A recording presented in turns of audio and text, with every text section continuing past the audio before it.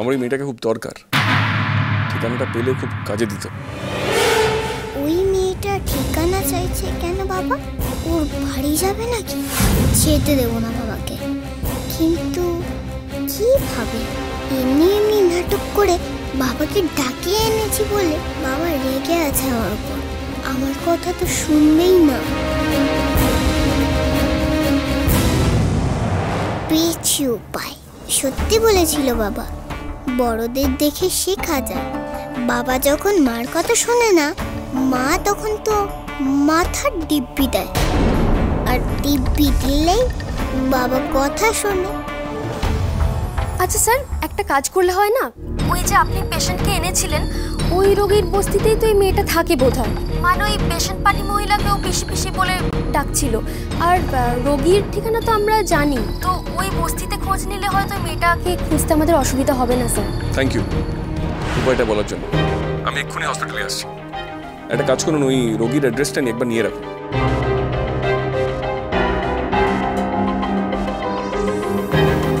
ও বাবা, ডিম্পি, এখন তোমার কি চাই? তুমি কোথাও যাবে না এখন, তুমি আমার কাছে থাকবে। এই আবার কি আবদার ডিম্পি? আমার কোনো কাজ নেই? ডিম্পি, তুমি কেন আটকাচ্ছ বাবাকে? ওকে যেতে দাও না। বাবা যাবে না।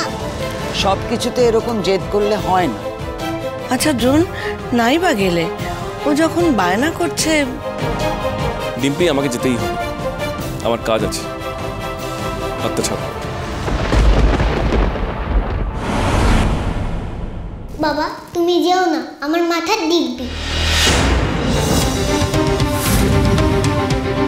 আমার মাথায় হাত রেখে কথা দাও যে তুমি কোথাও যাবে না, বাড়িতেই থাকবে। আমার খুব ভয় করছে বাবা। সন্ধ্যেবেলা পার্টি হবে তো, সেখানে আমাকে গানের পরীক্ষা দিতে হবে। তুমি থাকলে সাহস পাবো। থাকো না বাবা, প্রমিস করো না বাবা। তুমি থাকলে গানের পরীক্ষাতে আমি ভালো রেজাল্ট করব।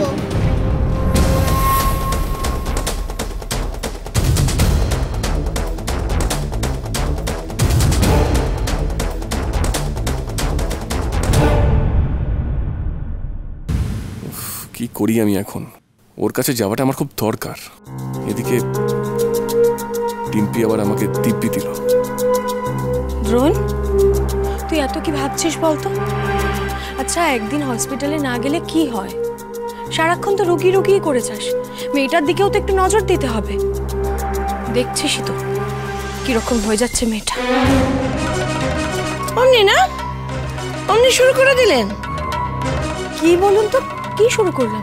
এই যে বললেন কিরকম হয়ে যাচ্ছে মেয়েটা, কাকে শোনালেন কথাগুলো? হ্যাঁ, ঘুরিয়ে তো আমাদেরই বলতে চাইলেন যে আমার নাতনিকে আমরা উচিত শিক্ষা দিই না, তাই না? না না, অন্তরা সেটা ভেবে না কিচ্ছু বলেনি। চিনি সোম থেকে রবি প্রতিদিন রাত 10:30টায় স্টার জলসায় ও ডিজনি প্লাস হটস্টারে।